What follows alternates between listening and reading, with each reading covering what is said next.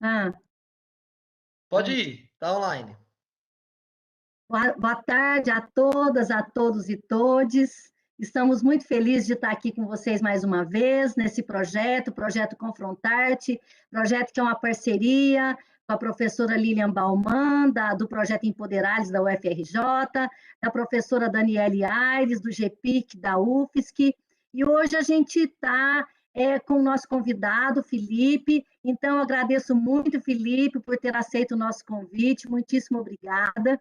E já passo, então, a palavra para a professora Daniele, para ela dar as coordenadas, e depois para a professora Lilian. Olá, pessoal, boa tarde, bem-vindo todas, todos e todes. É um prazer mais uma vez estar aqui com vocês. Nossas quartas-feiras a gente sente saudade quando elas vão ser. Às vezes a gente pula uma, pula outra, né? Mas estamos aqui de volta. É um prazer dividir, então, esse espaço novamente com a professora Silvana, com a professora Lília e com o Felipe. Felipe, desde já agradeço também em nosso nome a sua presença. Pessoal, só passando detalhes rápidos aqui, tá? Como vocês já sabem, já estão aqui com a gente todas as quartas, né? O Felipe vai fazer a apresentação dele e depois a gente faz uma sessão de perguntas. A gente pede que vocês deixem as perguntas no chat do YouTube, a gente repassa depois para o Felipe para que possa fazer essa interação, né? A gente pede também que vocês curtam o nosso vídeo, curtam o canal e também marquem o sininho, porque quanto mais a gente curtir o vídeo e o canal, mais os nossos eventos aparecem nos primeiros lugares da procura do YouTube e a gente consegue levar as nossas temáticas para mais pessoas, né? Então a gente agradece se vocês puderem curtir o canal e também o nosso vídeo, né? Então, sem mais delongas, eu também passo a palavra à professora Lilian, que vai apresentar o Felipe, e desejo a todos nós um excelente evento. Meus cumprimentos aqui a todos, a todas, a todos, em especial as minhas colegas aqui de toda semana de Confrontarte, a Silvana e a Dani, né, sempre muito alegres e sempre muito felizes por estarmos juntas e juntos com vocês também. E quero apresentar o professor Felipe Oliveira de Almeida, que é um colega da mesma casa, da mesma instituição e da mesma unidade, né, da UFRJ. O Felipe Oliveira de Almeida é professor adjunto de Filosofia do Direito na Faculdade Nacional de Direito e da UFRJ e possui pós-doutorado pelo Centro de Ciências Jurídicas da Universidade Federal de Santa Catarina e pela Faculdade de Direito da Universidade Federal de Minas Gerais. Felipe é um querido, um professor muito estimado na casa, né, e muito seguido pelos seus alunos, inclusive, que gostam muito das aulas dele e aceitam bem toda a dinâmica que ele propõe com as turmas. E vai ser um gosto te ouvir hoje, ainda mais falando de Chico Buarque, que é um encanto para mim também de representante da MPB brasileira, tá bom? Então fica à vontade, Felipe, a palavra é sua. Bom, agradeço imensamente o convite, a professora Lília, a professora Dani, a professora Silvana. Já adianto, né, que os elogios são todos imerecidos, então vocês verão que minha exposição vai ser um contra-clímax, né? Eu vou pedir aqui para expor alguns slides, eu vou compartilhar algumas imagens, não sei se elas já estão aparecendo para vocês. Bom, desde que a professora Lilian me convidou, eu confesso que eu fiquei extremamente empolgado, né, porque eu tive a oportunidade de assistir alguns encontros do Confrontarte, com a Ana Miriam, por exemplo, muito querida, então eu fiquei com frio na barriga, tentando me decidir em relação a qual obra, digamos assim, né, ou quais obras analisar com vocês e propor, né, uma discussão que dialogue com o tipo de pesquisa que eu tenho desenvolvido na Faculdade Nacional de Direito, né? Sobretudo em torno de debates relacionados à teoria racial crítica e a categorias como biopolítica, necropolítica e por aí vai. Né? Então, depois de muito meditar, eu defini como título As Caravanas e os Camburões, Chico Buarque, Copacabana e Necropolítica. E eu vou me explicar por quê.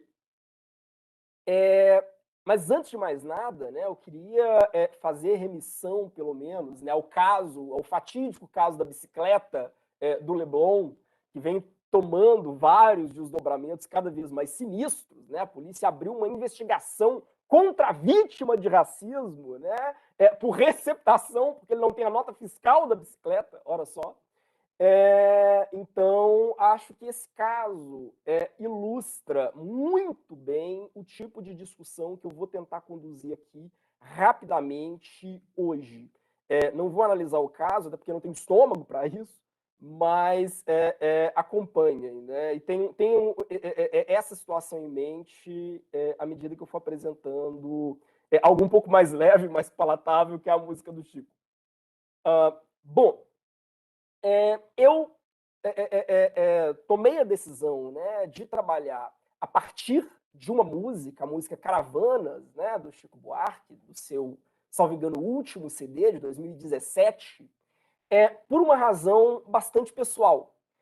Eu vivo em Copacabana há 3 anos, quer dizer, experiencio, né, essas contradições, que são contradições de Copacabana, né, e do Rio de Janeiro, mas também são contradições da identidade brasileira como um todo, né?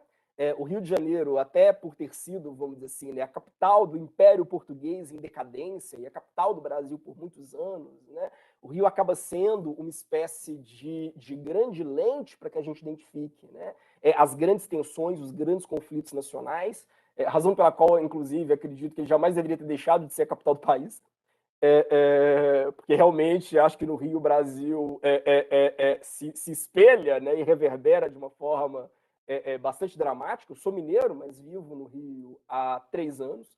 Tenho cogitado seriamente fugir para as montanhas, quer dizer, literalmente sair do Rio de Janeiro para Petrópolis, para a Serra. Então eu tenho pensado muito o espaço onde eu vivo, tenho pensado muito sobre, enfim, todo esse cenário de injustiças, desigualdades, assimetrias, violências e também, em certo sentido, de beleza, né? Que qualquer pessoa que habita o Rio de Janeiro experimenta, né?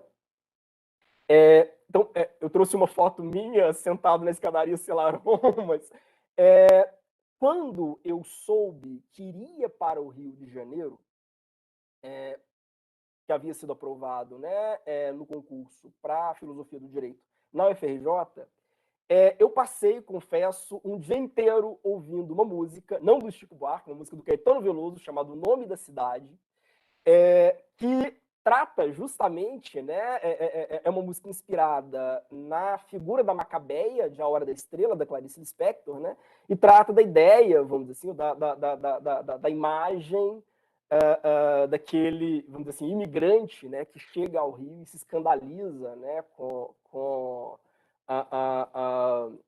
o horror, né, e ao mesmo tempo a beleza daquele espaço, né? E é uma passagem que eu acho que é bastante emblemática dessa música. É uma música com a qual eu volto com alguma frequência, na verdade, né? Cheguei ao nome da cidade, não a cidade mesma, espessa. Rio, que não é rio, imagens. Essa cidade me atravessa. Há um ponto aqui que me parece muito interessante, aí para começar a fazer uma discussão propriamente teórica, né, que é essa separação entre a cidade mesma, espessa, e o nome da cidade. Talvez nós nunca cheguemos, de fato, à cidade mesma, né? A gente sempre habita o nome da cidade, né? Como assim? No fundo, o espaço da cidade, né, é um espaço simbólico, né? A cidade não é só aquele espaço físico, empírico, que a gente transita. A cidade é um lugar de mitos, ritos, de toda uma construção de símbolos e de imagens sociais, né? De todo um ideário, né? Que impregna a maneira como a gente ocupa e a maneira como a gente habita aquele espaço, né? Por isso que eu coloquei aqui, né? O material é simbólico e o simbólico é material, né? Há todo um debate teórico que eu não vou entrar aqui, até por falta de tempo, né?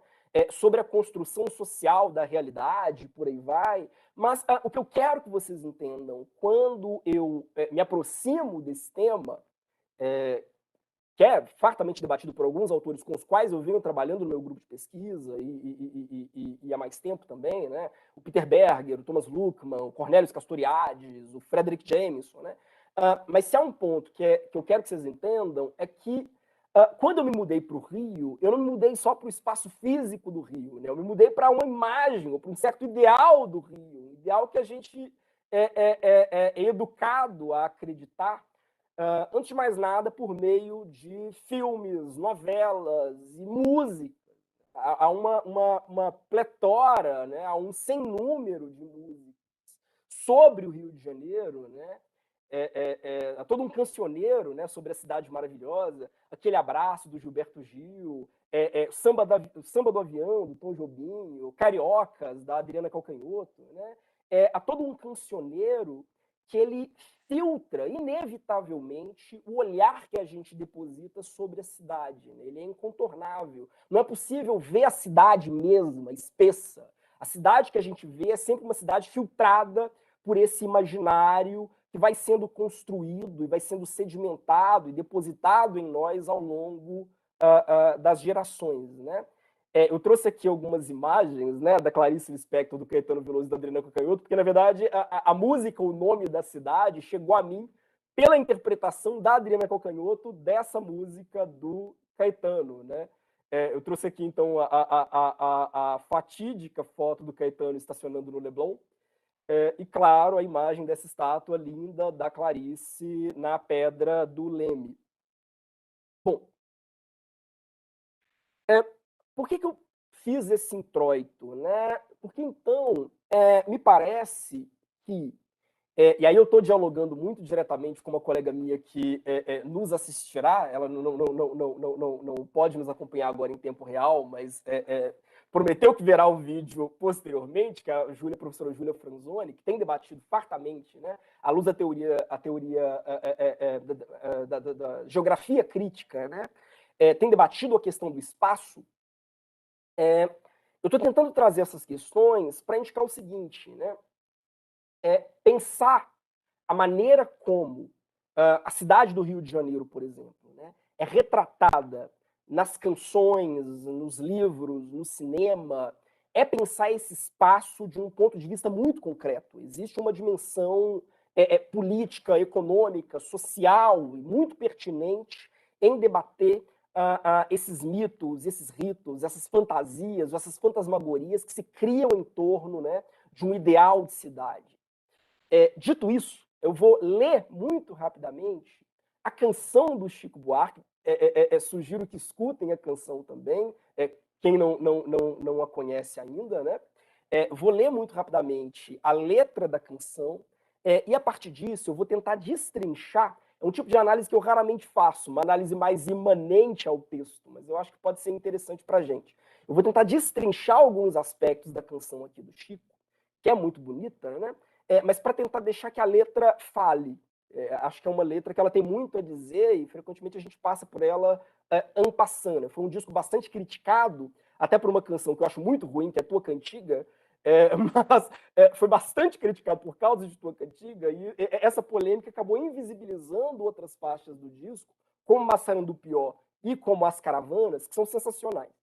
Bom, então vamos lá. As Caravanas, né, de 2017. É um dia de real grandeza, tudo azul. Um mar turquesa a lá Istambul, enchendo os olhos. Um sol de torrar os miolos, quando pinta em Copacabana a caravana do Arará, do Caxangá, da Chatuba, a caravana do Irajá, o comboio da Penha. Não há barreira que retenha esses estranhos, suburbanos, tipo muçulmanos, do Jacarezinho, a caminho do Jardim de Alá. É o bicho, é o buchicho, é a charanga. Diz que malocam seus facões e adagas em sungas estufadas e calções disformes. Diz que eles têm picas enormes e seus sacos são granadas lá das quebradas da Maré. A Silva pediu desculpas antes do evento começar. A Silvana pediu desculpas antes do evento começar, porque ela disse que ela fala muito palavrão, mas escolheu uma música cheia de palavrões. Né? Com negros torsos nus, deixam em polvorosa a gente ordeira e virtuosa que apela para a polícia despachar de volta o populacho para a favela, ou para Benguela, ou para Guiné. Sol, a culpa deve ser do sol, que bate na moleira, o sol, que estoura as veias, o suor, que embaça os olhos, a razão. E essa zoeira dentro da prisão, crioulos empilhados no porão, de cravelas no alto mar. Tem que bater, tem que matar, engrossa a gritaria. Filha do medo, a raiva é mãe da covardia. Ou doido sou eu que escuto vozes. Não há gente tão insana, nem caravana do Arará. Não há. Não há. Bom, há uma série de elementos, né, extratextuais que eu preciso abordar antes de começar a destrinchar realmente verso a verso o texto. Mas espero não cansá-los, né? Primeiro, de uma forma muito, muito, muito impressionista, muito vaga e talvez até irresponsável, né, a gente poderia dividir as canções de música popular, de forma geral, né, sobre o Rio de Janeiro, em dois grandes blocos. Primeiro, a gente tem aqueles blocos que eu chamei, também ainda de forma muito impressionista, de devaneios idílicos sobre a Zona Sul. São basicamente um grande manancial de canções que vão tratar das belezas paisagísticas, vão tratar das belas moças curvilíneas, e do sol escaldante, da paisagem. São músicas que focam, né, naquilo que o Sérgio Buarque de Holanda, pai do Chico, chamou, num livro muito bom, de A Visão do Paraíso. Focam realmente no Rio como uma vitrine das belezas naturais do Brasil, né? E sempre centradas na Baía da Guanabara como uma espécie de paraíso perdido, né? Um paraíso terreno abaixo da linha do Equador, né? Então a gente tem, enfim, várias músicas sobre isso, né? Garota de Ipanema, Sábado em Copacabana, Ai de Ti Copacabana, que é uma música do Alceu Valença. Eu adoro Alceu Valença, mas é uma música muito ruim. É uma música do Alceu Valença, baseado no texto célebre do Rubem Braga, né? Faz parte do meu show de um grande, né? Um grande habitante de Ipanema, que é o Cazuza, né? É uma passagem muito interessante. Vago na lua deserta das pedras do arpoador. Por que lua deserta? Né? Porque salvo engano, a Isadora Duncan se referiu ao arpoador como uma paisagem lunar, né? Tem também Inverno, da Adriana Calcanhoto também, né? Faço longas cartas para ninguém, o inverno no Leblon é quase glacial. Então há sempre uma representação desse espaço como um espaço de amores, um espaço de fantasia, realmente uma espécie de paraíso perdido, idílico, onde realmente não existe pecado e onde todas as oportunidades elas são possíveis, né? Elas efetivamente se realizam, né? Talvez dessa safra, digamos assim, né, a música que eu mais gosto também é da Adriana Calcanhoto, que é Marítimo, em que ela simplesmente descreve o trajeto de alguém passando pela orla, enfim, de Copacabana e de Ipanema. Então a música é pela orla, pela beira, pela areia fora, pela borda, pela pedra portuguesa, pelo PP, pelo Copa, pela costeira, pelo recorte do mapa, pela restinga. É uma música feita em homenagem ao Mário Peixoto, talvez, né, o maior cineasta da história do Brasil, autor de Limite, e que fazia esse trajeto diariamente, né? Tirei aqui uma foto muito modesta, né, da Bahia, né, da Guanabara, a partir da Confeitaria Colombo. Podem me elogiar depois, eu sou um péssimo fotógrafo. E há um segundo bloco de músicas que também tratam do Rio, mas são músicas muito distantes dessa ideia de paisagem idílica, que são aquelas músicas que eu chamei de crônicas sociais sobre os subúrbios. Há várias músicas que vão tratar das profundas injustiças sociais do Rio de Janeiro, muito distantes dessas músicas à la bossa nova, né, de uma certa visão do paraíso, e são músicas que vão ter como centro, na verdade, ou subúrbios ou aquela região do centro histórico, Lapa e por aí vai, né? Nomes de favelas, Zé do Caroço, Trem da Central, Lapa, do Marcelo D2, e, claro, Rio 40 Graus, que também, desse bloco, é a minha predileta, né? Rio 40 Graus, Cidade Maravilha, Purgatório da Beleza e do Caos, capital do sangue quente do Brasil. O Rio é uma cidade de cidades misturadas. Acho que essa é a melhor descrição do Rio ever, né? O Rio é uma cidade de cidades camufladas, governos misturados, camuflados, paralelos, sorrateiros, ocultando comandos, né? Bom, aí outra foto minha é agora do centro do Rio, mas vou passar muito rapidamente.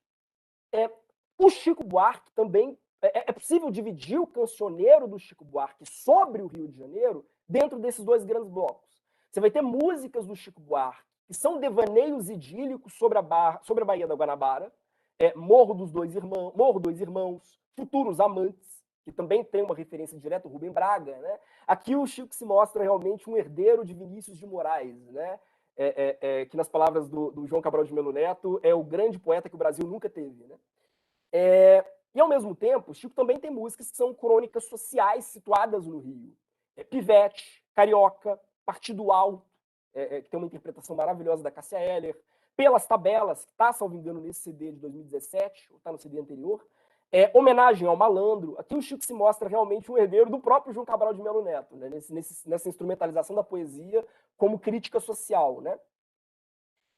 Por que as caravanas, né, essa música de 2017, ela me parece tão singular? Porque, ao mesmo tempo, é uma crônica social, mas é uma crônica social sobre a Zona Sul. E, ao mesmo tempo, uma crônica sobre a Zona Sul que é muito consciente de como ela está desmistificando todo esse ideal de paisagem de paisagem idílica, né, construída em torno da Baía da Guanabara. Então, ao mesmo tempo, ele joga com todas aquelas fantasias da bossa nova sobre olha que paisagem maravilhosa, que é Ipanema, Copacabana e o Leme, que coisa linda.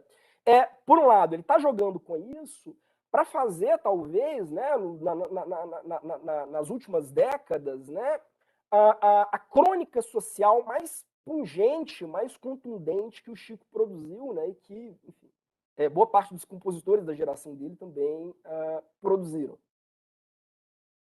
Outra foto minha, prometo que é uma das últimas, né? Como eu disse, não sou fotógrafo, não tenho talento nenhum para isso, mas aqui uma foto dos Arcos da Lapa, né? Bom, talvez, né, só haja, a meu ver, em termos de pungência e de violência, né, um poema anterior às caravanas que tenha essa radicalidade, esse esforço de desmistificação desse imaginário idílico, idealizado sobre a Baía da Guanabara, que é Os Inocentes do Leblon, do Drummond, né? Que voltou à voga também exatamente por causa do caso da bicicleta, né? Os inocentes do Leblon não viram o navio entrar. Trouxe bailarinas, trouxe imigrantes, trouxe um grama de rádio. Os inocentes, definitivamente inocentes, tudo ignoram, mas a areia é quente e há um óleo suave que eles passam nas costas e esquecem, né? É óbvio que os inocentes do Leblon são muito pouco inocentes, né? E no texto do Chico, acho que essa ausência, né, deliberada de inocência fica muito explicitada. Bom, então agora eu vou tentar fazer um comentário mais rente, digamos, à música propriamente dita, né? Mas levando isso em consideração, que é uma música que joga com o fato de que existe todo um repertório anterior, inclusive do próprio Chico Buarque, né, de músicas que idealizam essa faixa de areia, né, que vai, vamos dizer, do Leme ao Pontal, e, por outro lado, que traz toda aquela carga de crônica social e de crítica social pensada a partir do Rio de Janeiro, né, para pensar a Zona Sul. Primeira coisa que salta aos olhos, né, é que a música é um samba aboleirado, e que tem, ao mesmo tempo, uma incidência, né, do funk. O arranjo de cordas ele foi feito pelo Luiz Cláudio Ramos. Se vocês, depois de escutarem as caravanas, escutem o Jazz Caravan, do Duck Ellington. Por quê? Porque vocês vão ver que há várias citações musicais dessa música do Duck Ellington em As Caravanas do Chico. Mas, enfim, não sou musicólogo, então não vou me aprofundar nisso também. E a batida funkeada da música, né, ela vem, né, do beatbox de tamborzão do rapper, né, Rafael Mike, que é do Dream Team Passinho. Ele foi convidado de última hora, na verdade, pelo Chico, e nem sabia, na verdade, que ele ia cantar com o Chico. Há um ponto aqui que me parece já interessante. É um detalhe. A música começa realmente como um samba jazz, digamos assim, um samba boleirado com notas, né, de Duck Ellington. E, de repente, o funk começa. Quando é que o funk começa? Justamente quando, na letra da música, os pobres chegam às praias de Copacabana. Quando ele, exatamente no verso, um sol de torrar os miolos, quando pinta em Copacabana a caravana do Arará, quando entra essa música, o funk entra também. Quase que uma intrusão espúria do funk naquele samba boleirado e jazzístico, né, inicial. O que é muito interessante e diz muito sobre a construção da música como um todo, né? É um negócio muito sutil. Eu me lembrei, eu tenho um aluno, né, o Andrei, que defendeu um TCC exatamente sobre isso esse ano. Em 92, houve talvez o primeiro grande arrastão nas praias da Zona Sul, né, do Rio de Janeiro, e esse grande arrastão foi falsamente atribuído a funkeiros. Quer dizer, a mídia ela fez um contorcionismo enorme, né, para atribuir a responsabilidade desse primeiro grande arrastão, alguns outros arrastões viriam a seguir, né, a um grupo de jovens funkeiros que estava despontando na cena carioca. Então, se vocês pegarem notícias, né, de jornal, eu trouxe algumas, do dia imediatamente seguinte ao arrastão, muitos deles vão tentar fazer uma correlação entre aquele grupo, enfim, estava formando um baile funk, digamos assim, e aquele episódio específico, né? A razão pela qual, desde aquele momento, a gente vai ver várias tentativas, né, de ordem legislativa de criminalizar o funk. Então, quando o Chico, né, para fazer um comentário sobre a invasão dos pobres sobre Copacabana, e no fundo a música dialoga muito com isso, né, a invasão de pretos e pobres sobre Copacabana, ele traga ele traga o funk se sobrepondo ao samba, né? Bom, trouxe também algumas outras imagens, né, aqui reportagens sobre o mesmo episódio, né? Bom, aliás, é muito curioso. Há, inclusive, se vocês pegam comentários da época, né, pessoas acusando o excesso de ônibus vindos da periferia para a zona sul do Rio pelo aumento da criminalidade. Então, a política seria proibir ônibus nos fins de semana para as praias do Rio, né, e fechar o metrô. O que, curiosamente, é o tipo de retórica que ainda hoje aparece, vai e volta dentro das classes médias altas cariocas. Bom, a música ela traz uma descrição de uma cena que é bastante corriqueira da Zona Sul, e ela traz essa descrição da perspectiva de um morador da Zona Sul, digamos assim. Que cena seria essa? Né? Um fim de semana ensolarado, e várias famílias, muitas das quais, né, famílias negras, vindo para a praia de Copacabana, Ipanema e por aí vai, tomar banho de sol, vindo, enfim, dos subúrbios para essas praias, né? O Chico ele nos apresenta um narrador dessa cena que ele é erudito e é um narrador que ele é arcaizante. Por que arcaizante? Ele usa várias expressões que são expressões em desuso na língua portuguesa e que remetem até, vamos dizer assim, ao antigo regime. A gente pensa na corte lusitana dizendo esse tipo de coisa. São expressões e termos que eu esperaria, sei lá, em Camões, né? Real grandeza, mar turquesa, lá Istambul, enchendo os olhos, seus torsos nus, evidentemente, de uma forma muito consciente, ele coloca um narrador que tem uma linguagem arcaizante e que fala quase como uma espécie de egresso de uma corte lusitana decadente. E, ao mesmo tempo, né, ele pontualmente coloca uns palavrões na música, né, e realmente uns termos mais chulos, tipo torrar os miolos, quando pinta em Copacabana, sacos, picas, né? Isso eu acho muito interessante. Mas um ponto que me parece interessante, se a gente, não vou fazer um estudo etimológico também, é que há vários termos, inclusive o termo caravanas, né, que é de origem árabe, perdão, é de origem persa. E remete a uma espécie de luta contra o Islã. Por que eu estou dizendo que o narrador ele tem uma fala, digamos assim, arcaizante e que remete a uma corte lusitana? Porque a música, de uma forma muito sutil, ela faz uma série de referências à reconquista da Andaluzia e à luta da Península Ibérica contra os árabes, ou contra os mouros, né, digamos assim. Né? Então a música o tempo inteiro ela te sugere que os negros hoje são novos mouros muçulmanos prestes a invadir, a conquistar o nosso território, enfim, seja a Península Ibérica, seja a Baía do Guanabara, que precisa ser protegida, né, para que se conserve imaculada contra os infiéis. Então, há ares, vamos dizer assim, de cruzada, ou há ares de reconquista da Andaluzia, né, que atravessam a música inteira para refletir essa persistência do racismo. Também não vou entrar muito nisso, não, até porque não quero estender muito meu tempo.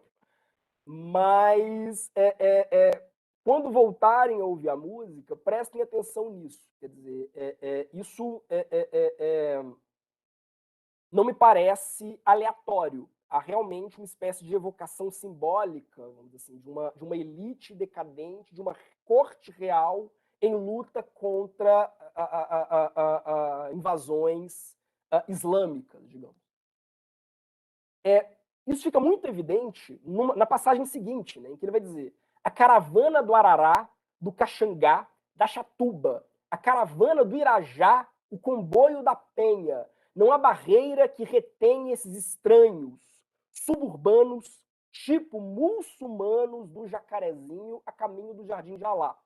Há 2 pontos aqui que eu acho interessantes. O primeiro, Jardim de Alá. Jardim de Alá é ao mesmo tempo, né, essa terra prometida, né, da caravana de infiéis, quer dizer, a terra prometida. Então, há uma dimensão religiosa e simbólica, né? Estamos peregrinando em direção ao Jardim de Alá, mas Jardim de Alá também é um parque entre Ipanema e Leblon. Então, o Chico joga com essa terminologia, né, da região, né?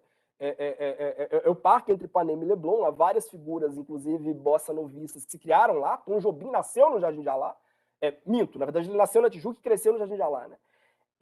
E ao mesmo tempo, um segundo ponto, e aí novamente, né, dialogando com a minha colega Júlia Franzoni, é como a música deixa muito claro que as fronteiras geográficas, as fronteiras econômicas e as fronteiras raciais se sobrepõem. E aí vem um ponto que eu acho muito interessante. O carioca, e aí dos meus 3 anos de convivência, né, é profundamente bairrista. O carioca, na verdade, não se define como carioca. O carioca é botafoguense, o carioca enfim, perdão, o carioca é de Botafogo, o carioca é de Copacabana, o carioca é do Leblon, o carioca é da Maré. O carioca ele tem um vínculo quase que umbilical ao bairro em que ele nasceu, e cada bairro tem uma identidade, inclusive uma identidade visual e cultural muito própria, né? O Chico, ao enumerar uma série de regiões, né, dos subúrbios cariocas, né, de favelas, aglomerados, que nos fins de semana se deslocam como grandes caravanas de muçulmanos em direção ao Jardim de Alá, o Chico ele joga muito bem com isso. Ele escolhe muito bem quais são aquelas regiões mais abandonadas, quais são aquelas regiões mais discriminadas do Rio, né? E as escolhe como quase que uma antípoda, né? E as elege como os estranhos, né? E não há barreira que retém esses estranhos, ainda que se tente, né? Que se tente reduzir a quantidade de ônibus, ainda que se tente reduzir a quantidade de metrô, não há barreira que retém esses estranhos. Isso marca também um outro elemento, que é essa radical alteridade, né? Eles não são como nós, eles são absolutamente diferentes de nós, na medida em que eles não pertencem de fato a esse lugar. Então, o Chico marca de uma forma muito enfática, né? Muito incisiva, essa alteridade, essa estranheza e esse não pertencimento. Eles são os inservíveis, né? Eles são aqueles que, embora estejam, em certo sentido, né, na mesma cidade, não estão na mesma cidade. Né? Ou vamos dizer assim, a cidade simbólica que eles habitam é diferente da cidade simbólica que nós habitamos, ainda que o espaço geográfico seja o mesmo. O físico, né, seja o mesmo. Bom, eu trouxe aqui um mapa, né, um desenho de favelas cariocas, né, eu não vou debater isso, trouxe realmente só a guisa de curiosidade. Em Belo Horizonte é um pouco diferente, né, porque em Belo Horizonte, tecnicamente, a gente tem a Contorno, tudo que está dentro da Contorno, que é o projeto planejado de Belo Horizonte, né, planejado sob inspiração da Paris, do Haussmann e do Napoleão III no século XIX, isso é Belo Horizonte, e o resto é o fracasso desse projeto. Então, todo o resto, para além da Contorno, é subúrbio. Belo Horizonte não tem essas nuances. Né? Mas, enfim.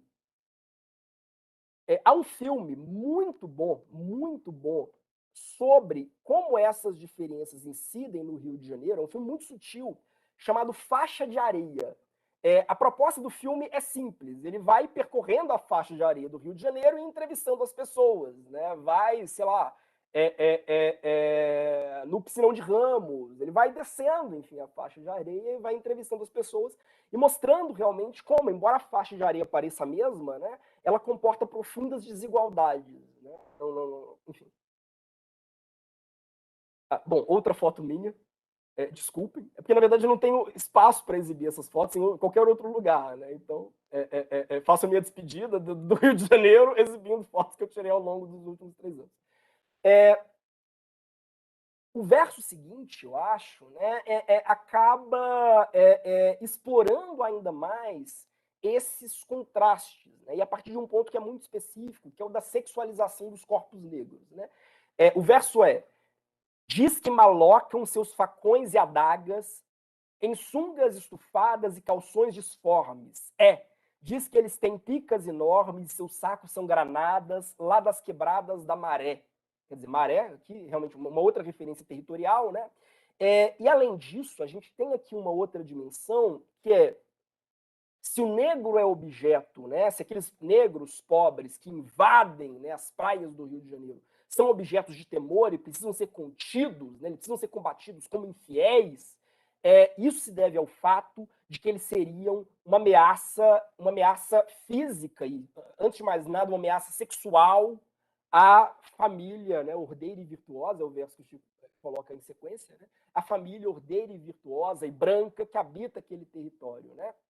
Então, ele recupera toda uma mitologia, né, que envolve os corpos negros, né, e que vai dizer, por exemplo, que a mulher negra é a mulata tipo exportação, que seria uma mulher, então, fácil e sexualizada e existe exclusivamente, né, para satisfazer as suas volúpias carnais e por aí vai, e o homem negro como um estuprador em potencial, que deve ser temido. Né? Se vocês pegam, por exemplo, O Nascimento de uma Nação, um filme ainda hoje usado, né, como guia de orientação para neonazistas e para membros da Ku Klux Klan, O Nascimento da Nação tem uma das cenas mais fortes, que é justamente o estupro de uma jovem branca indefesa por um homem negro, enfim, em meio à guerra, né, a guerra de secessão. Então existe também, né, essa operacionalização do corpo negro como objeto de fetiche e como objeto de horror, né, que implica medidas urgentes de contenção, né, e de proteção. Ele volta a isso também, né, no verso seguinte, que é: com negros torsos nus deixam em polvorosa, às vezes polvorosa pode ser tanto de pânico quanto de desejo, né, talvez sejam as duas coisas, deixam em polvorosa a gente ordeira e virtuosa que apela para a polícia despachar de volta o populacho para a favela, ou para Benguela, ou para Guiné. Então, esse trecho também eu acho muito interessante, porque ele demarca radicalmente essa estrangeiridade. Né? Ainda que o negro viva há várias e várias gerações no Brasil, ele nunca será autenticamente brasileiro, ele é sempre um africano exilado. E, nesse sentido, o mais prudente seria realmente demarcar radicalmente, né, espacialmente, né, o lugar que ele pode ou não ocupar, e, caso isso não seja possível, devolvê-lo para além-mar. E faz também, né, uma clivagem entre cidadãos de bem e populacho. Né? Cidadãos de bem, aqueles, né, protegidos por direitos e garantias fundamentais, e o populacho, que, não sendo propriamente parte daquela nação, não é tutelado por direitos. Né? Ele é um inimigo, ainda que um inimigo interno, né? Um inimigo presente naquele território, mas sempre um inimigo. Né? Há um livro muito bom, que eu vou só fazer remissão, que é O Planeta Favela, do Mark Davis, que eu acho que poderia servir para uma leitura conjugada muito interessante. Eu vou trazer aqui, eu pertenço a vários grupos no Facebook relacionados à Copacabana. Eu realmente entrei para pedir informações, ver aluguéis de apartamento e acabei ficando, né? E, eventualmente, eu encontro coisas que seriam muito engraçadas se eu tivesse senso de humor para isso. Isso aqui é do ano passado, salvo engano. Uma senhora postou: academias de lutas tinham que se organizar igual fizeram uns anos atrás, mostrar que Copacabana não está abandonada. A polícia não dá conta de tanto pivete. Isso ela escreveu logo depois que o morador postou fotos de pessoas em condição de rua que vivem em Copacabana. O outro ainda comentou embaixo: previsível que esse dia fosse chegar. Aumento das favelas e falta de controle de natalidade, e aqui realmente, né, toda a dinâmica necropolítica bastante expressa, né? Falta de controle de natalidade. Pronto, essa mistura bombástica deu nisso. Qual que seria a solução, então? Né? Primeiro, criar brigadas urbanas e milícias em Copacabana para realmente, né, expulsar esse povo na marra e estabelecer um sistema que impeça pretos e pobres de procriarem. Né? Basicamente, isso é puro suco dos grupos do Facebook de Copacabana. Eu trouxe uma outra passagem que eu achei muito sintomática. Né? Acho um absurdo, e ainda comentando sobre as pessoas em condição de rua que vivem em Copacabana, acho um absurdo essa gente tem algum grupo de esquerda comandando essa aberração humana. Tenho certeza que tem organizações nessa história. Pode ver, cada dia chega mais gente com as mesmas características afrontar as pessoas com as suas imundícias. Bom, já estou terminando, viu? O penúltimo verso, né, salvo engano, sol, a culpa deve ser do sol, que bate na moleira, o sol que estoura as veias, o suor que embaça os olhos e a razão. Essa é a parte mais erudita, na verdade, a mais chata da música. Perdão. Porque o Chico ele faz uma remissão aqui, uma remissão muito direta ao Estrangeiro, do Albert Camus. Que é basicamente a história de um jovem burguês existencialista que mata um homem na praia, sem motivo, e, ao ser preso, argumenta que a culpa foi do sol. Era o sol, era o calor, eu matei por causa disso. Assim, perdi a cabeça, perdi a razão. Então, o Chico faz um paralelo, né, entre esse niilista do Camus e a gente ordeira e virtuosa de Copacabana, que quer exterminar todos os pretos e pobres que transitam por aquela região mormente nos fins de semana. Né? Há uma outra música que também fala da Baía de Guanabara e cita o Estrangeiro, eu só trouxe ela aqui a título de provocação, né? Que é O Estrangeiro, do Caetano Veloso, que está no álbum de mesmo nome, né? Em que, inclusive, a Baía de Guanabara é personificada com uma moça bela e banguela, graças a uma frase célebre, né, do Claude Lévi-Strauss, que a Baía de Guanabara era horrível, porque parecia uma boca banguela. Então, o Caetano personifica a Baía de Guanabara com uma moça bela e banguela, que vai, ao longo da música, dizer algumas verdades, né, com muitas aspas, né, verdades do ponto de vista dos habitantes daquele espaço. Né? Chegada a hora da educação de alguém, do Pai, do Filho, do Espírito Santo, amém. O certo é louco tomar eletrochoque, o certo é saber que o certo é certo. Reconhecer o valor necessário do ato hipócrita, riscar os índios, nada esperar dos pretos, e por aí vai. O macho adulto branco sempre no comando, o resto ao resto, o sexo ao corte, o sexo. Essa música também é sensacional e toda ela gira em torno, né? Em certo sentido, tal como a música do Chico, né? Vai fazer uma crônica social, tomando a Baía de Guanabara e uma desconstrução dessa visão do paraíso, dessas representações idílicas da Baía de Guanabara, como um ponto de partida, né? E aí, só para fechar, último verso, né? E essa zoeira dentro da prisão criou-los empilhados no porão de caravelas de alto mar. Então o Chico ele vai, né, numa tradição que é muito antiga, né, no Brasil, vem pelo menos desde Castro Alves, né, fazer um paralelo entre os porões dos navios negreiros e a condição de exclusão dos negros no Brasil, né, e apontando essa continuidade entre as nossas políticas prisionais, que são políticas marcadas pela seletividade penal e pela necropolítica, né, políticas baseadas realmente numa lógica de amigo e inimigo, e que vê a linha da cor, né, como uma demarcação muito evidente entre o cidadão de bem e o resto, e uma herança escravocrata, pós-escravocrata ou neo-escravocrata que atravessa, né, a estruturação da nossa sociedade. Né? Talvez a melhor síntese disso esteja, na verdade, numa música do Rapa, que é Todo Camburão tem um pouco de navio negreiro. Né? Bom, eu trouxe até aqui a capa também de um livro da Angela Davis, que igualmente, né, debate essa continuidade entre o sistema prisional e o sistema escravista, mas também não vou entrar muito nisso. Outra imagem que me pareceu muito divertida, uma montagem que eu fiz mal e porcamente, mas que saiu igualmente nesses grupos de Copacabana na semana passada, né, que a Polícia Militar, né, o 19º Batalhão da Polícia Militar de Copacabana, né, enfim, do Rio, perdão, postou uma foto, né, de um policial abraçado a uma idosa, dizendo, né, Dona Odete, moradora do Leme, ostentando orgulhosamente seus 86 anos de vida e muito satisfeita com o aumento da sensação de segurança que o bairro seguro, PMERG, né, proporcionou à região. Conte sempre conosco. Eu fico pensando, né, o quanto de violência, o quanto de exclusão e o quanto de abuso policial é necessário para que a dona Odete conserve a sua sensação de segurança radicada numa espécie de fantasia idílica do que seria a Copacabana nos anos 50. Né?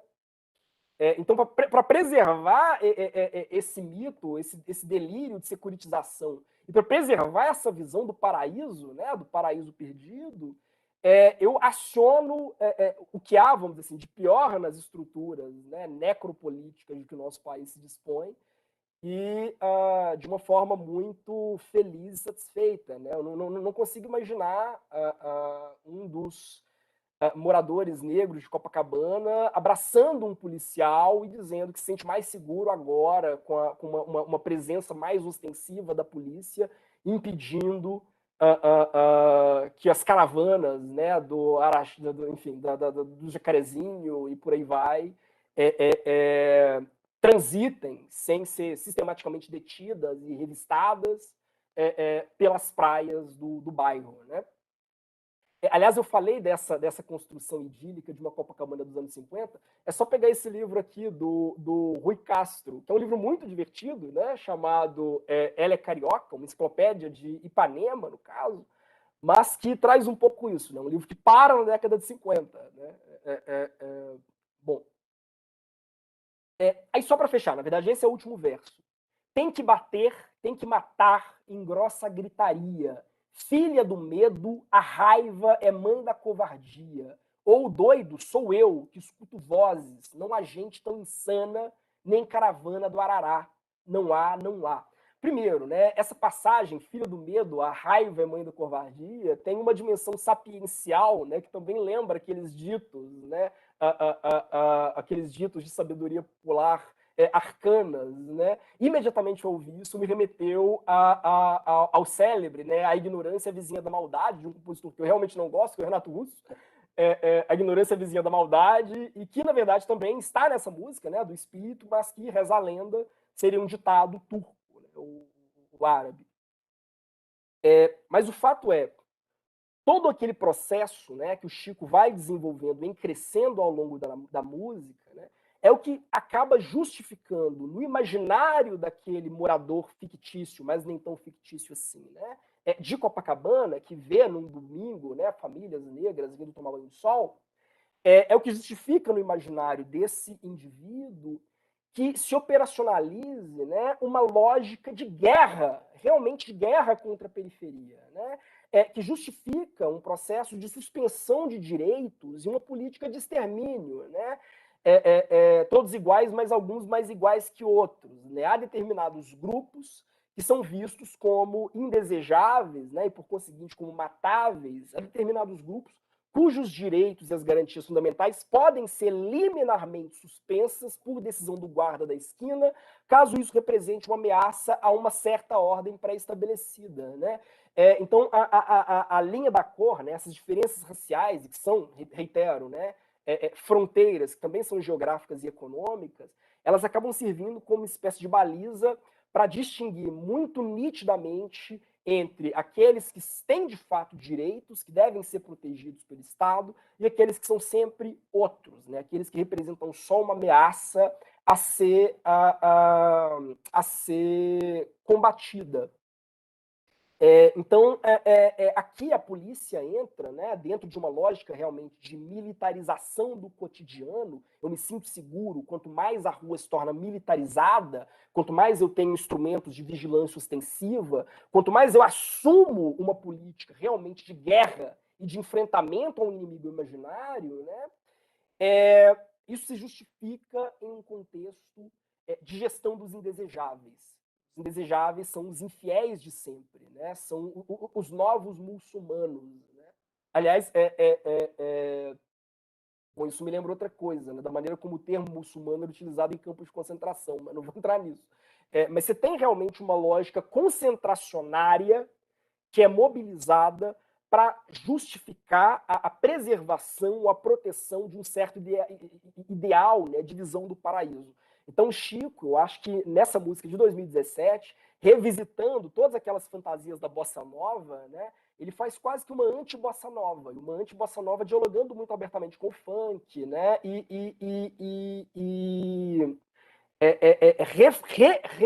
reposicionando, ou se reposicionando sobre o local, o lugar que a Zona Sul ocupa dentro desse imaginário do que vem a ser o Rio de Janeiro.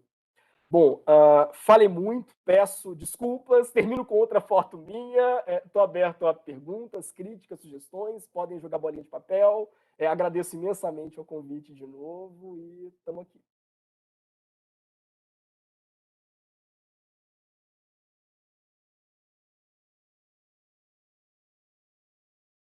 Silvana, você quer começar?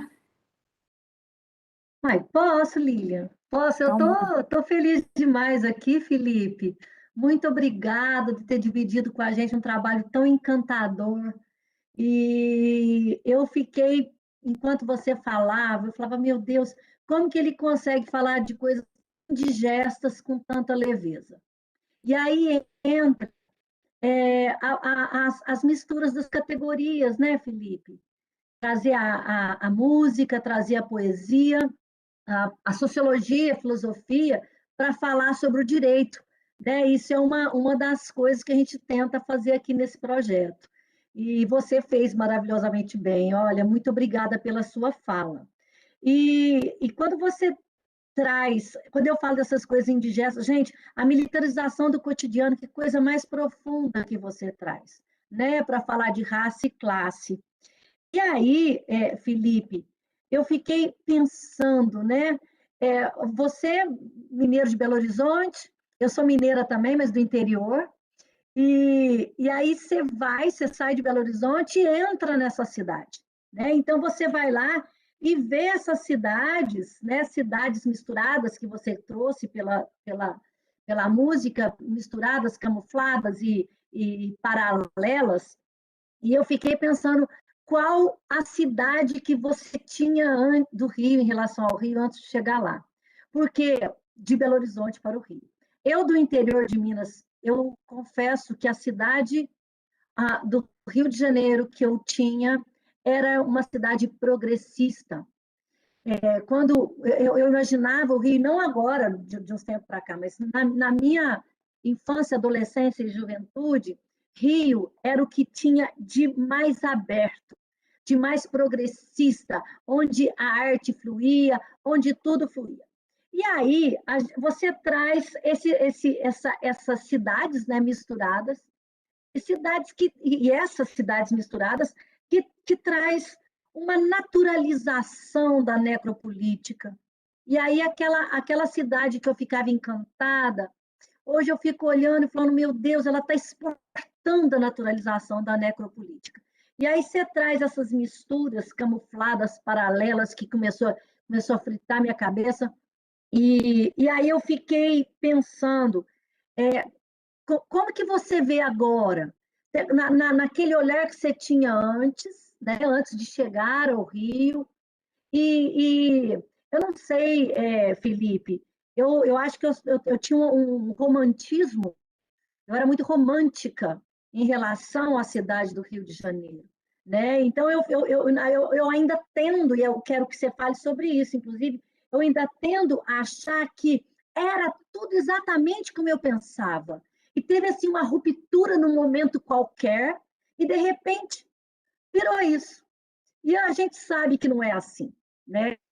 E então eu queria que você falasse um pouquinho sobre isso e essa naturalização da necropolítica que você traz belamente pela arte. E, eu penso que essas categorias de raça, de classe, aí eu colocaria aí a religião, que hoje está ali muito fortemente. Então, eu queria que você falasse um pouquinho para nós sobre isso, sobre essa naturalização da necropolítica. E a gente sabe que ela não está só em Copacabana, né? Ela perpassa outras cidades dentro das cidades do Rio. Né? Então é isso, Felipe. Muito obrigada, parabéns pela sua fala, pela sua pesquisa.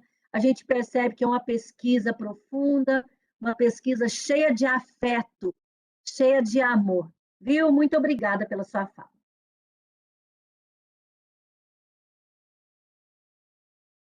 Eu já posso responder? Peraí, eu acho que tá. Ah, pronto. A primeira vez que eu entrei no prédio que eu aluguei para viver no Rio de Janeiro, eu fui barrado. O porteiro pediu que eu apresentasse o contrato, apresentasse um comprovante de que eu habitava lá.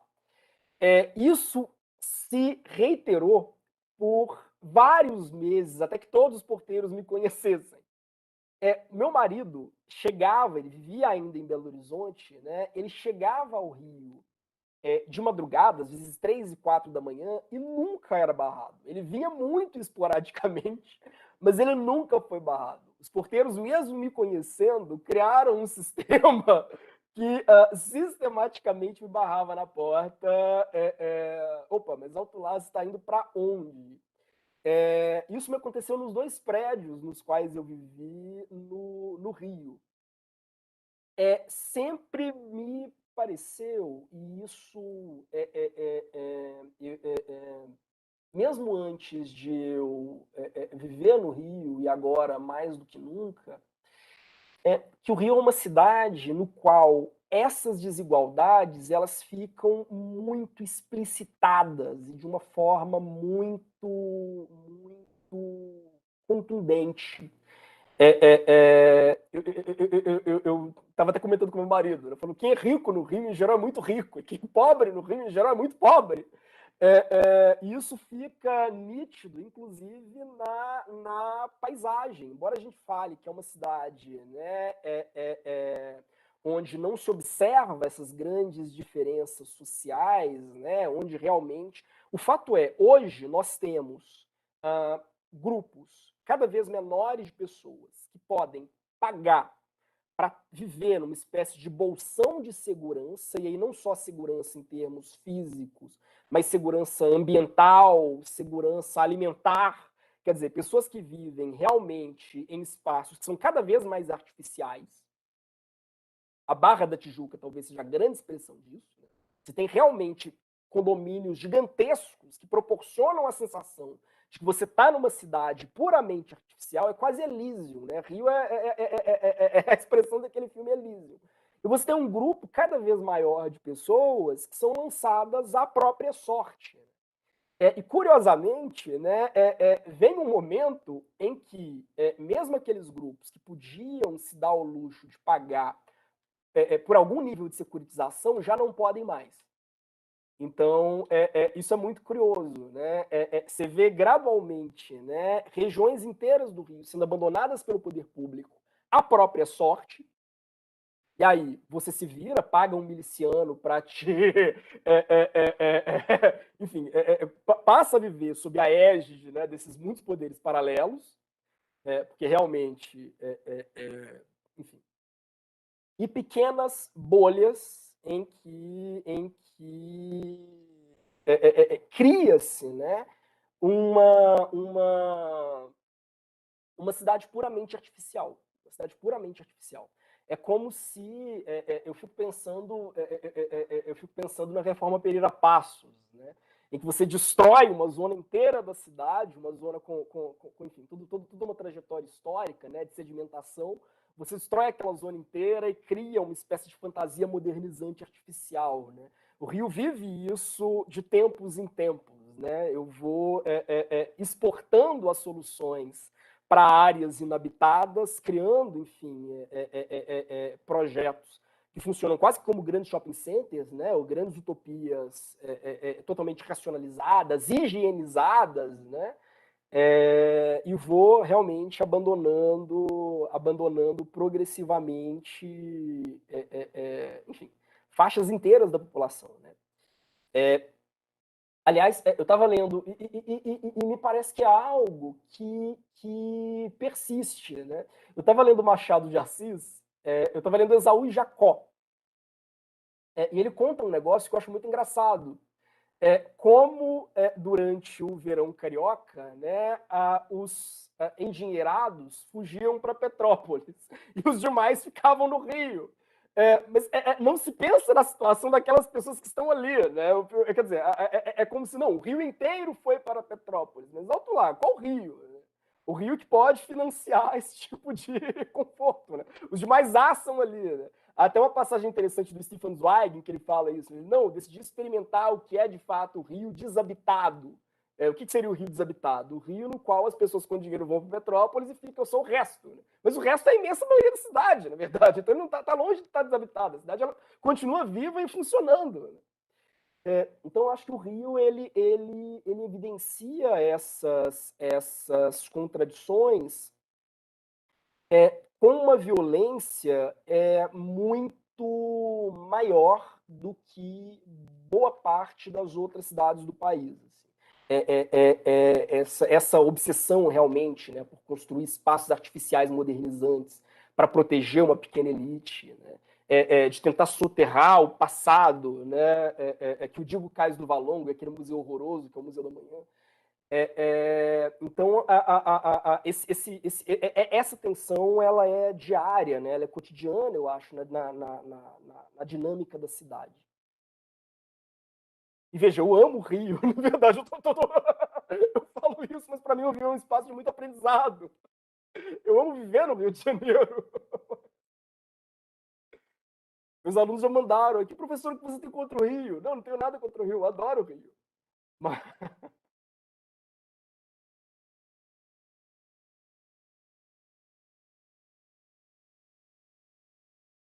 Quer falar agora, Dani? A pergunta, mas eu queria fazer uma pergunta pequena, Lilian. Talvez você possa fazer também depois, se quiser. E aí eu acho que o Felipe pode responder. Primeiro, obrigada, Felipe, pela aula incrível que você nos deu sobre essa relação das cidades que a gente coloca nas sombras, né? A gente acha que isso não existe. Essas peculiaridades que formam o nosso dia a dia, né? E que a gente passa a torná-las normais, né? Como se fossem... É normal fazer tudo isso, de barrar no prédio, ou achar que as pessoas devem vir para lugares, mas que elas não pertencem a isso. Quando você falava, eu só me lembrava da gente diferenciada do metrô de São Paulo em Higienópolis, né? Então, muito obrigada pela tua fala. Eu queria só te fazer uma pergunta, Felipe, que tem a ver com Chico Buarque, com todos esses autores que você...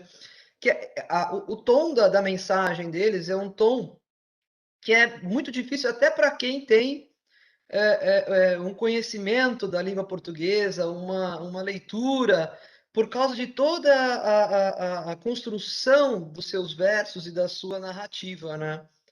Eu queria que você me dissesse qual é o paradoxo entre uma música que diz tanto, que denuncia tanto esse cenário preconceituoso, esse cenário de exclusão, mas ao mesmo tempo que ela talvez seja incapaz de chegar no mais pobre, mas também no mais rico, porque nós temos uma classe hoje que é rica no Brasil, que, como a gente falou, ela tem tudo, né? Mas o tudo para ela é só dinheiro, porque todo o resto é difícil, ela não tem, né? Ela não entende a educação como algo bom, a ser intelectual ou ser culto parece ser despiciando, é uma coisa que é perda de tempo, né? Cultivar-se de alguma maneira é perda de tempo. E a música do Chico, em especial, é uma música que você precisa ter uma atenção efetiva para entender as suas nuances, né? Então eu queria como é que a gente entende esse paradoxo? Que ao mesmo tempo ele é escancaradamente um denunciador dessas mazelas da nossa sociedade, mas eu sinto que muitas vezes a gente não consegue fazer com que ela chegue a todos para denunciar as mazelas que ele denuncia, né? Não acho que ele está errado, eu acho que é a poesia dele. Mas se a gente pensar que a música tem uma função aí, digamos, social de denúncia, né? De trazer à tona o que às vezes fica nas sombras, um paradoxo, né? Eu não digo que é ruim, por isso que eu estou dizendo para você que é um paradoxo, né? Mas era isso. Obrigada. Brilhante a sua fala. Eu li um comentário, uma das críticas ao álbum, ao álbum Caravanas, né? Em que o crítico dizia exatamente o seguinte, né? Ele falava, olha, o Chico perdeu o bonde da história, porque, embora seja um CD com boas intenções, mas é um CD. Ele fez um paralelo. Ele disse que é como se o Rapa decidisse tocar serestas. Porque, no fundo, ele criou uma música que, se a gente pega, né, o Chico nos anos 60 ou 70, havia muitas músicas dele com apelo popular grande. E eram músicas em que até vamos dizer assim, a linguagem era mais acessível, acho que tinha realmente uma dimensão, era o tipo de música que tocaria no rádio a contento, né, sem causar grande estranheza. Eu acho que o nível de radicalidade em termos de experimentos estéticos, inclusive em termos de não só o Chico, Caetano também, né? Em termos de diálogo com a música, porque sempre foram pessoas que faziam essa ponte, né, entre uma música popular e uma música erudita, Caetano cantando Vicente Celestino, e ao mesmo tempo fazendo referência ao Hélio Oiticica. Mas eu acho que eles chegaram a um nível, vamos dizer assim, de experimentalismo estético, que agora é quase que o destino da arte conceitual de vanguarda, né? Ela não vira uma espécie de diálogo tão hermético que só as pessoas que já estão, não só, não é nem questão só de classe, né? Você precisa ter um treinamento prévio para fazer uma hermenêutica da música, né? Isso seguramente é muito complicado. Eu acho que bandas como, sei lá, o Rapa que eu citei, né, elas acabam sendo hoje mais acessíveis, ou Marcelo D2, né, mais acessíveis e com a possibilidade de incidência social muito maior, né? Não é à toa que dizem, né, que agora o Chico só compõe para ele mesmo. Esse CD, inclusive, ele foi encaminhado para a imprensa com uma cartilha, descrevendo cada uma das faixas, ele dizendo, não, essa faixa aqui, eu nunca vi isso, assim, tipo, essa faixa aqui tem um diálogo com Albert Camus, essa aqui tem tons de bar, ele já foi divulgado pela Biscoito Fino com uma espécie como é que fala, né? A gente fala no direito de interpretação. De manual, de tradução, né? Ele vem com um manual de tradução, exatamente.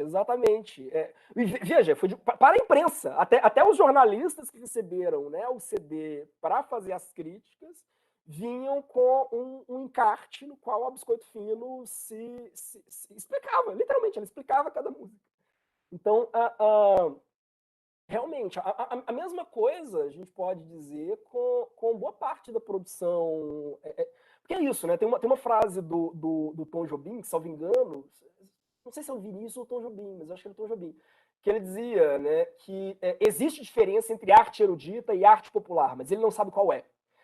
Então, que eram pessoas que tinham esse comprometimento, né, de fazer essa interlocução, né, entre uma arte popular e arte de vanguarda, né, fazer essa ponte para tentar desenvolver todo um comentário. Mas realmente, acho que eles perderam o bonde da história. Nesse sentido, eles perderam o bonde da história. Faz tempo que eu não ouço músicas recentes do Chico tocadas em rádio. Caravanas até toca, eventualmente toca em rádio, mas só rádio, como é que eu vou dizer? Rádios especializadas em MPB, né? Você não vê realmente circulando na Rádio Povão que toca Marília Mendonça. Que, enfim, você tem toda a razão, você tem toda a razão.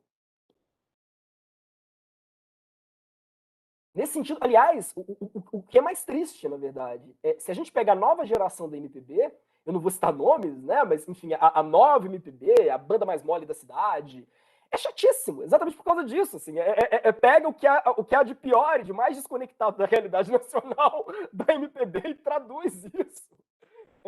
Então a gente tem realmente uma leva de jovens compositores hoje também fazendo nova MPB, mas é um MPB que tem um impacto muito menor do que a Anitta.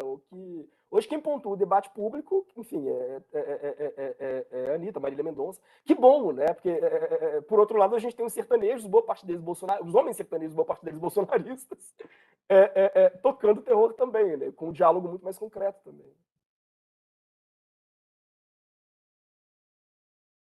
Bom, Felipe, te agradeço muito pela tua fala, trouxe tantas questões, né? Eu que sou carioca da gema, me vejo aqui, né, diante de uma cidade que a gente tem esse sentimento, né? O carioca que nasce aqui, que cresce e tal, e que passa a vida toda praticamente no Rio de Janeiro, tem aquele sentimento de uma perda da cidade, né?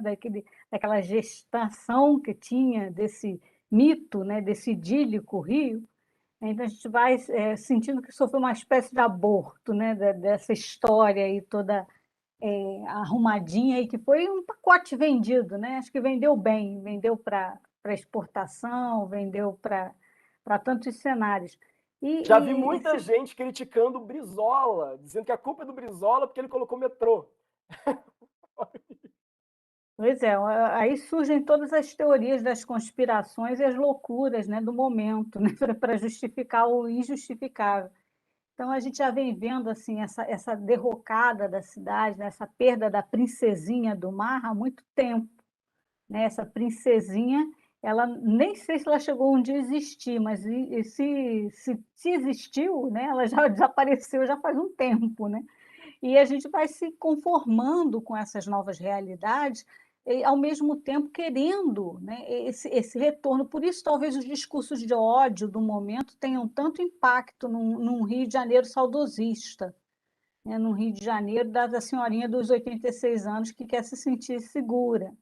Né, e que busca nessa segurança justamente naquilo que ela mais combateu quando era jovem, provavelmente que foi a ditadura. O que nos passa uma ideia de está tudo fora do lugar, né? E que há uma ideia dessa que a Silvana comentou, de ser uma cidade progressista, mas que no final das contas agora ela é bem reacionária, né? Ela tem produzido esse dado reacionário para o Brasil todo, né? Tem exportado realmente esses reacionários para o Brasil e esses modus operandi aí da milícia e de tudo mais para todo o Brasil. Né? Então, não tem sido exemplo, não, como muitos falam, né? O Rio de Janeiro é o laboratório, né? O laboratório do. E para morar no Rio não pode ser amador, né? Porque você não sobrevive muito rapidamente, você vai ser abatido, né? Dentro da cidade que te expõe todo dia, né? A uma série de situações que lidam com o teu extremo, né? Como é que você vai conviver com a diferença no limite, quando ela se torna uma diferença pela sobrevivência, quando ela se torna uma diferença por marcar um espaço verdadeiro dentro de uma cidade. Né? Então, a gente tende a tensionar, e eu hoje entendo muito esse discurso de ódio no Rio por conta dessa tensão, né? Desse mundo partido aí que se criou. Mas eu me lembro também da fase que quando estar na favela, era você estar com pessoas pobres, mas isso era muito natural. Você podia brincar na mesma escola pública, você podia andar, ia na casa do colega, dentro da favela, não tinha problema algum, né? Não tinha nenhuma dificuldade com isso. E as pessoas foram perdendo isso, foram tornando a segregação da periferia, né? A expulsão do indesejável como cada dia algo mais concreto, né? E até, assim, é interessante que o Rio de Janeiro, o centro da cidade, onde a nossa faculdade está localizada, é o lugar em que todos estão juntos para trabalhar. Acaba o expediente, começa a cidade fantasma, né? A cidade oculta, a cidade não a proibida, a não permitida, né? A não encontrada para você estar.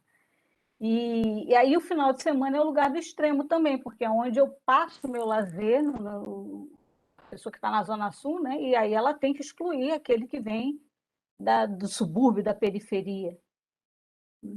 Então eu fiquei pensando nisso tudo assim, né? E pensando muito nessa situação, né? Daquele corredor ali onde a nossa faculdade está, que une Central do Brasil e Souza Aguiar, e o Campo do Santana com o nosso Central Park, né? E ficamos ali no meio daquele lugar que é uma mistura de mundos, né?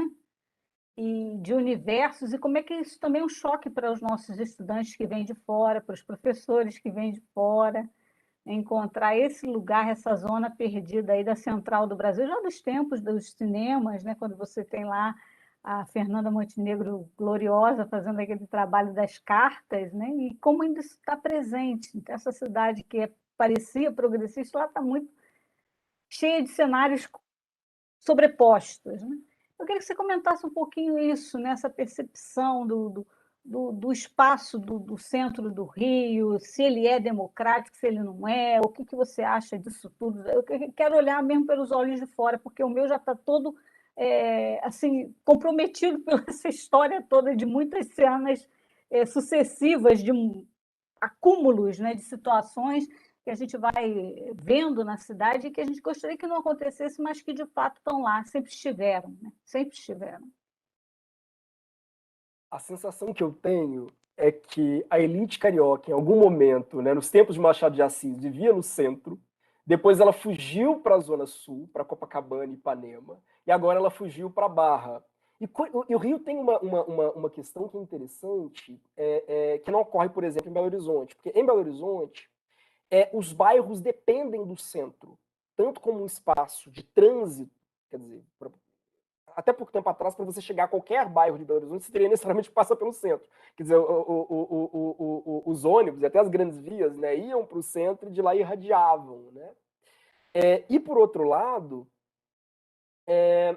porque os bairros eles não têm, como é que eu vou dizer, não têm vida própria. Muitos bairros são só residenciais, então hospitais estão concentrados no centro, grandes shoppings estão concentrados no centro, grandes lojas estão concentradas no centro. Então, necessariamente, você precisa transitar pelo centro, quer dizer, as grandes empresas estão concentradas no centro. Né? Então, você trabalha no centro da cidade, você, de fato, convive naquele espaço. O Rio de Janeiro, curiosamente, né, muitos bairros eles têm a sua economia própria, né, a sua economia própria e a sua ecologia própria. A síndica do meu prédio não vai ao centro do Rio de Janeiro há muitos anos. Há muitos anos. Assim como, quer dizer, eu tenho vários, quer dizer, eu posso contar nos dedos as vezes que o meu marido foi ao centro do Rio de Janeiro. Então, na verdade, o que é impensável em muitas outras cidades, quer dizer, eu morei em Florianópolis, eu vivia no Pantanal, em Floripa. Era impossível passar mais do que um mês sem ir ao centro, porque não tinha como eu comprar coisas básicas até, enfim, uma calça de moletom sem passar pelo centro. No Rio, não. Então, eu tendo a achar que o centro do Rio é um espaço que foi realmente, visivelmente abandonado pelas pessoas que têm vamos dizer assim, poder aquisitivo. Por um lado, é um espaço que ele é incontornável para os pobres, realmente precisam daquele espaço, trabalham naquele espaço, se movimentam por aquele espaço. Mas acho muito raro um morador da Barra, por exemplo, até os moradores de Copacabana, transitarem pelo centro do Rio. Quer dizer, pelo menos é a impressão que eu tenho. Claro que eu não tenho nenhum estudo empírico sobre isso. Acho que poderia ser interessante de ser feito. Mas acho que isso explica, inclusive, a falta de interesse, né, de boa parte dos nossos gestores em revitalizar aquele espaço. A exceção, né, de umas poucas regiões modelo, né, que seriam realmente modelo de higienização social 2.0, é o caso, reitero, né, daquele museu horroroso, que é o Museu da Manhã, que quase soterrou o Cais do Valongo, né, e foi feito para isso, mas tem todo um projeto, né, neoliberal de soterramento daquele espaço, de gentrificação daquele espaço, né? Mas se a gente pega o centro histórico do Rio, é uma região que nos fins de semana traz moscas, né? Por exemplo. O que não ocorre em muitas outras cidades, né? A gente vai no centro histórico de Floripa, no centro histórico de Belo Horizonte, fim de semana é um caos absoluto, assim, um caldeirão de gente, de todas as raças, classes. Não estou dizendo que Belo Horizonte seja um exemplo de democracia urbana, não, muito pelo contrário. Né? A própria construção da cidade, para mim, qualquer coisa, qualquer projeto urbano que emule a Paris do século XIX, para mim já é sintomático. Enfim, de um projeto elitista e segregador mesmo. Né? Mas o centro histórico do Rio, a região da faculdade, por exemplo, me parece profundamente depauperada. Né? O fato de que a gente tem, por exemplo, né, do lado da faculdade, um prédio federal que foi completamente abandonado para nada, literalmente. Assim, do lado do antigo prédio do Senado e do acervo, do acervo nacional. Né? Você tem um prédio que é totalmente desocupado, assim, literalmente, assim, casa de pombo. Né? Você tem uma região que ela é muito, muito desprezada. Muito, muito desprezada. Me lembra, e só para fechar, um documentário. Ai, meu Deus. Um documentário sobre o Hotel Cécio, que é onde aconteceu uma das grandes creepypastas da história, que é uma moça que desapareceu no elevador. E aí, quer dizer, fizeram um documentário sobre a região em torno do hotel, que é uma região literalmente no centro de Los Angeles, né? Foi totalmente abandonada pelo poder público a partir do momento em que os ricos deixaram de ter interesse por aquele espaço e migraram para outras áreas da cidade. Né? Então, os ricos migraram para a praia, abandonaram o centro de Los Angeles e a região virou um espaço totalmente depredado, entregue enfim, a toda sorte de coisas. Né? E a partir disso, o documentário ele vai tentando refletir sobre essa creepypasta, né? Que é o desaparecimento dessa menina. Enfim. Para mim, o centro do Rio é um pouco isso. Assim. Não sei, realmente não sei.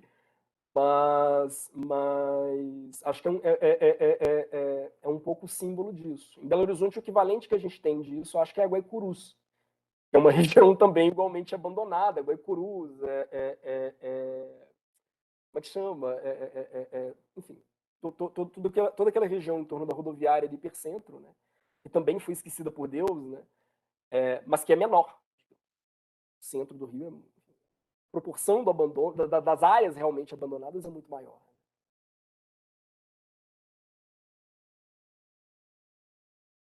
Bom, Felipe, a gente quer te agradecer muito pela tua fala de hoje, por esses momentos tão agradáveis, né? Que a gente discutir, como a Silvana aí mesmo mencionou, coisas tão profundas e com alguma leveza, né? E com alguma, mas sem perder a densidade e a seriedade de tudo que foi dito, né?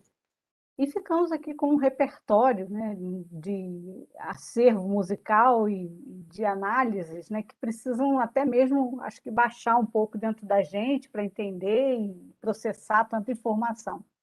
Te agradeço mesmo por isso. Também cumprimento aí a Silvana e a Dani, né, e já me despeço aqui de vocês. Né? Dani e Silvana e Felipe, que vocês também façam as considerações de vocês finais. Tá certo. Então vou ser rapidinho, depois passo para a professora Silvana, que é a nossa moça da arte aqui. Felipe, eu agradeço, como disse a professora Lilian, tratar do tema que você trata e ainda assim conseguir fazê-lo com leveza e com algum sorriso no rosto é resistência. É a maneira que a gente tem de entender que a gente precisa continuar lutando todo dia e tentando mostrar.